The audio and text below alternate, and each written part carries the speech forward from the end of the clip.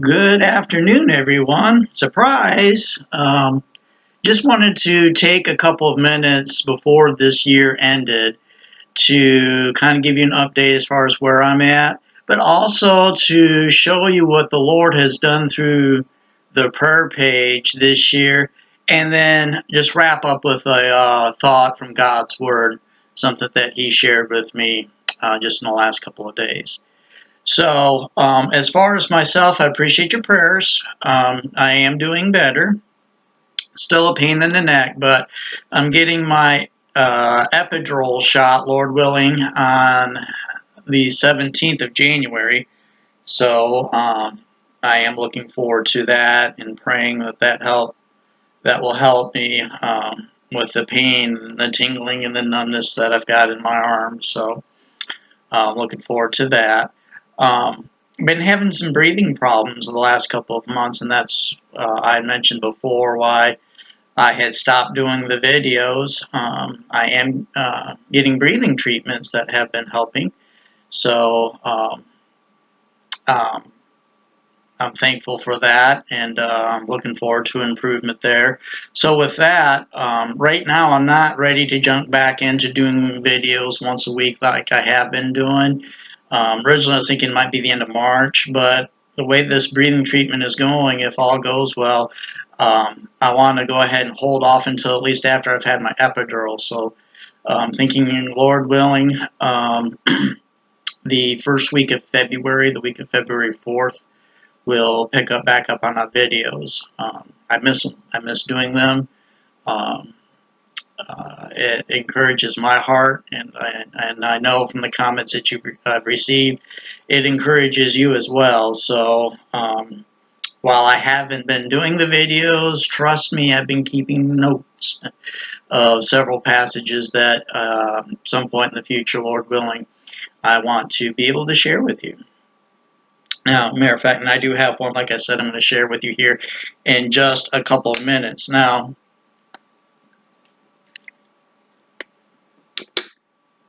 let's talk prayer page. So, this year, in January of 2017, the 1st of January, on the Facebook portion of the prayer page itself, we had 235 followers. We were just getting started with Instagram, so I really don't have any numbers with that. I'm trying to think if we had started Twitter yet or not. If we did, same thing, it was maybe just a handful. I do know that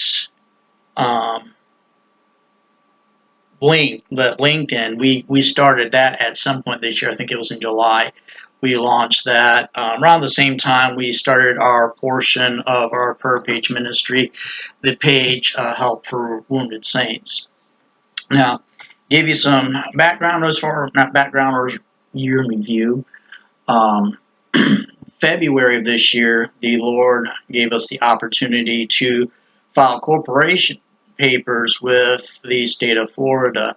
The purpose of that, really more than anything else, would be a lot just to allow me to officiate weddings. Not only here in the state of Florida, but in basically any of the other 49 states. So that was an opportunity the Lord gave us, and I was excited to do that, and we've already used it. That next month, into March, I was able to officiate the wedding of a lovely couple in Tarpon Springs, Florida. It was a beautiful ceremony, and I'll always remember that. I will cherish that. Fast forward July of this year, the Lord opened the door for us to buy the domain page on the internet, theprayerpage.org, which was huge. That was a tremendous opportunity, and that's allowed us to not only reach the United States, but really worldwide, globally expand the opportunity to reach others. So, and give you a kind of a snapshot, like I said, in January, we started off with, again, this is specifically just a Facebook page. We're not talking about Help for Wounded Saints, Instagram, LinkedIn, any of those other ones, just specifically on Facebook, the prayer page. We had 235 followers at the beginning of this year. By the end of March, that had grown to 257. By the end of June, that had grown to 349. By the end of September, that had grown to 391. And as of this morning, or as of yesterday, I'm sorry, we actually had another individual like our page, the Facebook page, from an individual from overseas. So that brought us to, as of today, 489. So we've gone from 235 in January to 489 today. And one of the other highlights, probably one of the proudest moments I've had with you folks, because again, this isn't me. This is you folks. God just is using me as an instrument to share His word. But unfortunately, a young man had, back in June, a young man, 13 years old, had taken his life. And so we shared his obituary just so others could pray. Most of the time, if I have a good post, it will be liked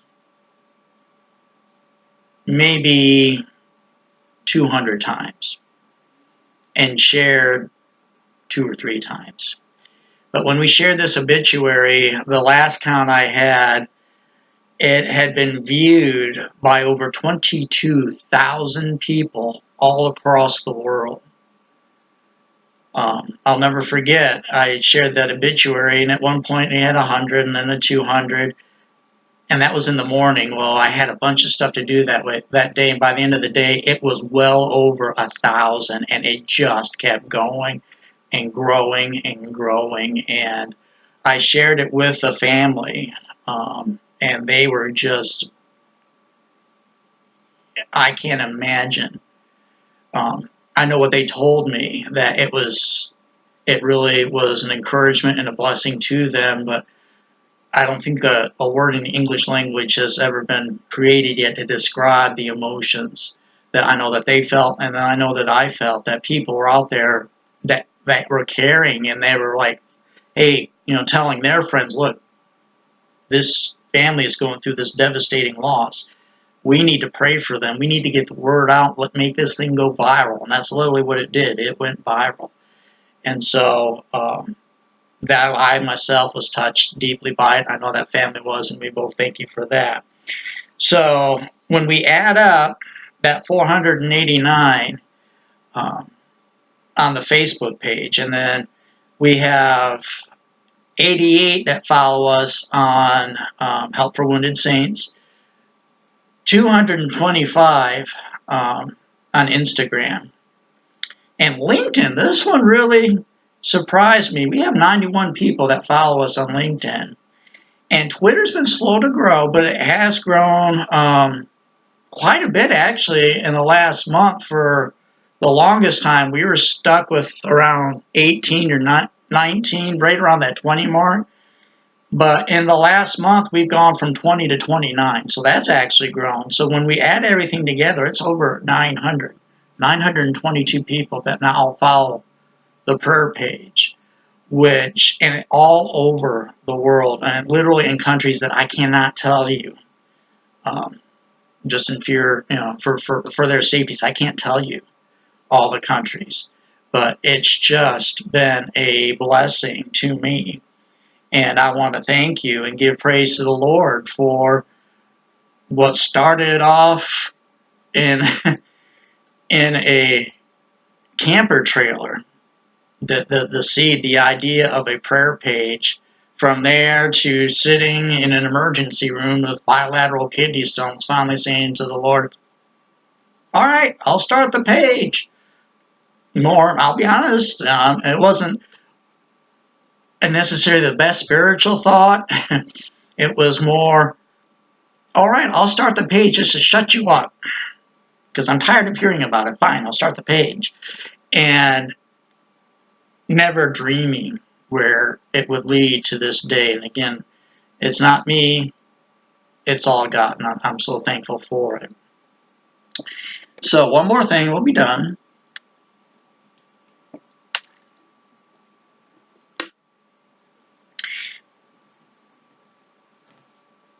One thing I started this year, I had made the conscious choice that I wanted to go through the book of Psalms at least twice this year. Not realizing that I would barely get halfway through. As shortly after I started, I'm like, I'm not going to set myself a deadline, because to do it twice a year, you have to read at least a chapter a day. And I was like, no, I want to just dive into it, and just wherever the Lord leads me to stop, that's where I'm going to stop. And I've been doing the same thing through the Gospels. That I actually started in August of last year. And I'm just now starting, or I'm in the middle of, John 14. And I've decided, you know what? Because I'm getting close to the end, I was praying, what book should I do next? And the Lord has impressed upon my heart, I'm just going to keep going until I get to Revelation. The rate I'm going, that'll be 10 years, but that's fine. Because here's the thing.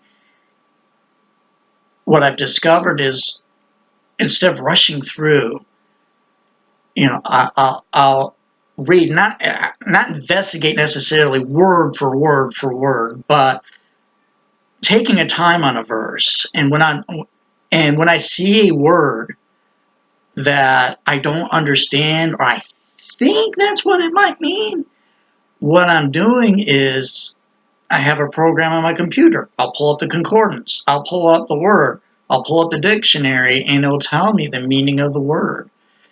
And I would say 80% of the time it just confirms what I had suspected or known. But there's been a few times it surprised me. I'm like, ooh, that's not what it meant. Which is like a, oops, or that's cool. Oh, wow. So that being said, Psalms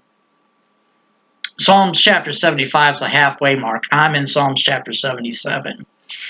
And the other day I came across, as I started this chapter, the Lord showed me of a one verse. I got into verse 5 the day before.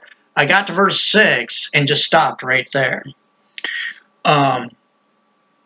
But to get the context, I am going to start at verse 1. The Bible says, I cried unto God with my voice, even unto God with my voice, and he gave ear unto me.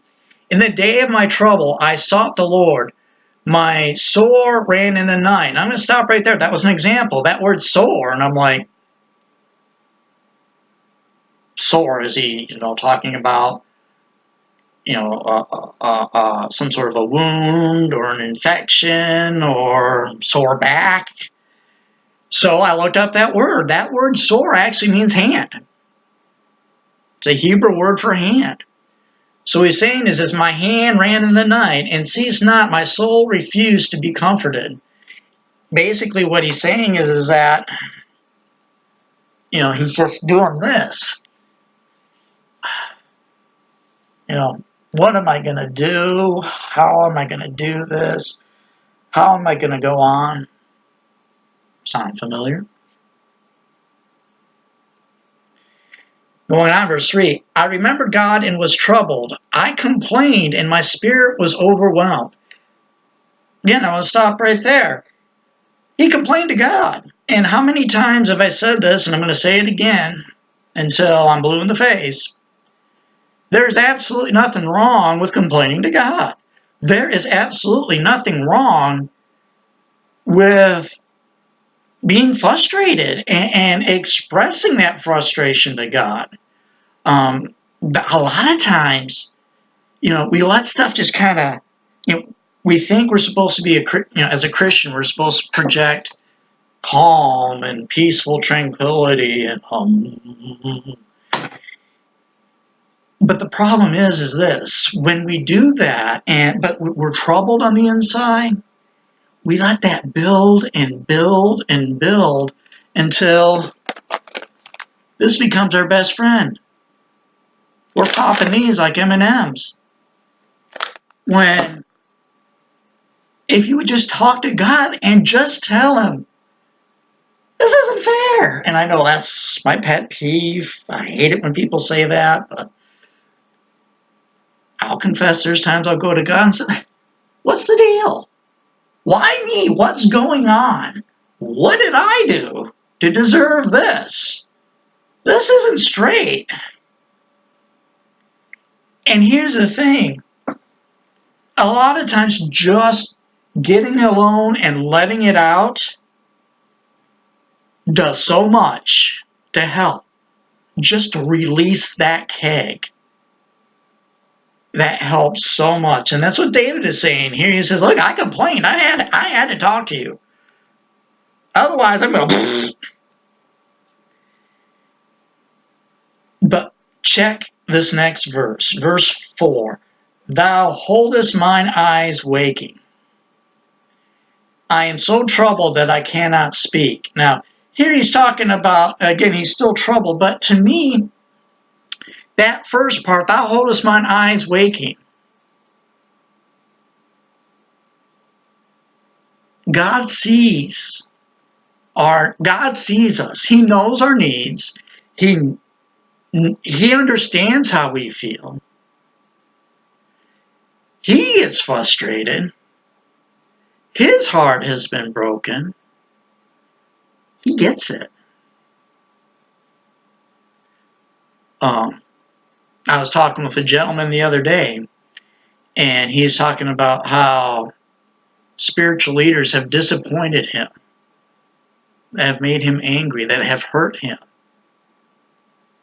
And I reminded him, I said, who put Jesus on the cross?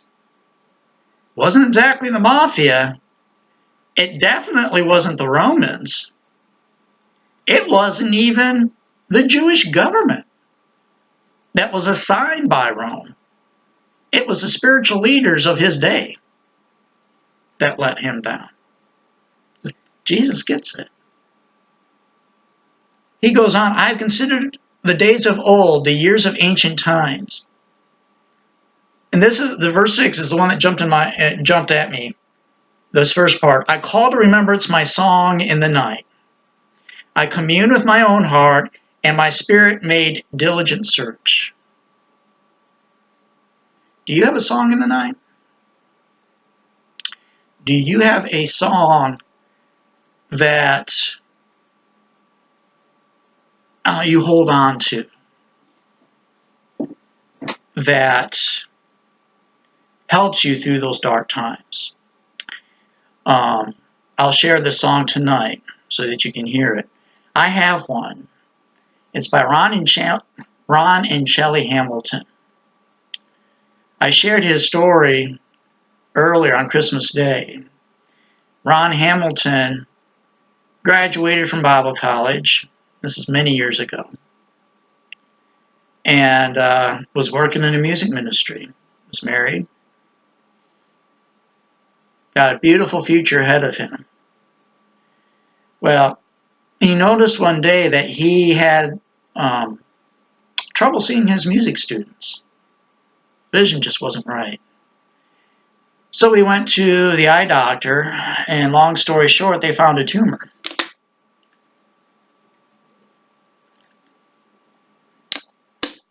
It was near the eye, but they couldn't tell if it affected the actual eye or not. So he told them I have to do surgery, and they said one of two things is going to happen. Well, I'll be able to get the tumor out, and you'll still be able to keep your vision in your eye, or we're going to have to take your eye out. One of the two. Well, and again, 28 years old. Well, they ended up having to take his eye out. So, of course, they gave him a patch to wear over that eye that's no longer there. Well, he's in church, and the kids started calling him Pirate. I mean, what kid, you're 7, 8 years old. Do you see somebody with a pilot? 4, 5, 6 years old, 7 years old. You see somebody with an eye patch. What do you think of?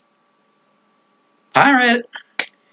So he took that and ran with it and created this series of children's stories and musicals under the name of Patch the Pirate. Well, around that time, his wife wrote this song and he sang it, called Rejoice in the Lord. The chorus goes, "Oh, rejoice in the Lord, he makes no mistakes. He knows the path that I take, so when I am tried and purified, I will come forth as gold." He wrote that around the time he lost an eye. And that's what helps get me through those times at night. That's my song in the night. That, you know, when I'm tossing, I remember what Ron Hamilton went through and how God used him. And then as a side note, we need to pray for Ron Hamilton. He has recently been diagnosed with early stage dementia. He's 60, he just celebrated his 67th birthday last month. His children are going to continue to Patch the Pirate. But you need to remember Ron and Shelley Hamilton in your prayers. So I want to encourage you, especially this time of the year. Now, one of the biggest things that happens, especially after Christmas, but even before and during the wintertime, is seasonal depression. And it is real as I am sitting here. For you folks that suffer through that, guess what? So do I. You need to obviously pray and read God's word, but I would encourage you as well to get professional help. There's medication that can help you. You know, people use it as a joke, but I'm serious. There's medication that can help you to get through that. Combine that with God's word, and He will help you. Now, if you do have issues with seasonal depression and you want to chat with somebody, by all means, holler. Let me know. I'd be more than happy. Yeah, wow. Happy to help you. Help you, kind of like angry, you know, angry when you're hungry. You know. But anyway, I would be more than happy to help you. Now, I want to read through a couple of more verses and then we're going to be done. I'm going to skip down to verse 11. Excuse me. David writes here, "I'll remember the works of the Lord. Surely I'll remember thy wonders of old. I will meditate also of all thy work and talk of thy doings. Thy way, O God, is the sanctuary. Who is so great a God as our God? Thou art the God that dost wonders. Thou hast declared thy strength among the people. Thou hast with thine arm redeemed thy people, the sons of Jacob and Joseph."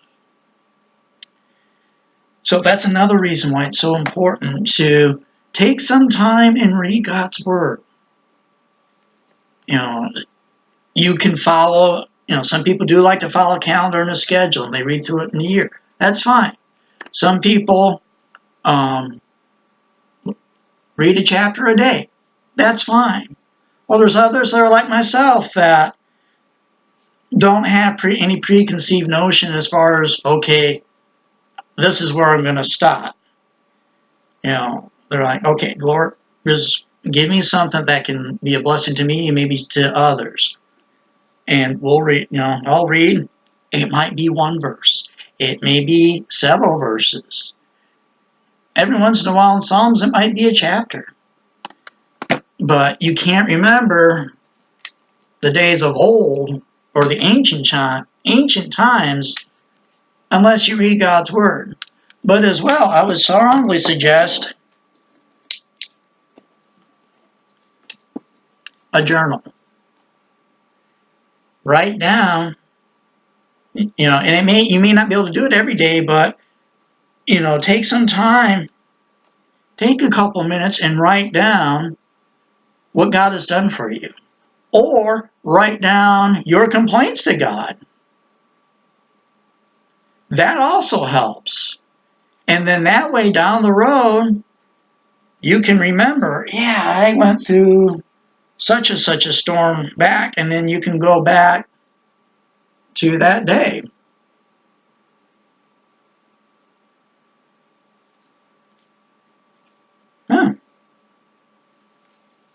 I literally just opened this page up. This is when we moved to the house that I'm sitting in right now.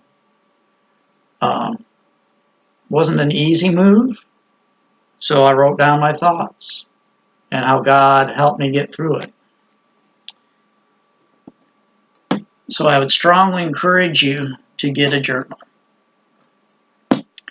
And once again, like a good Baptist, I've gone way over what I had wanted to, but give me a break. It's been 2 months.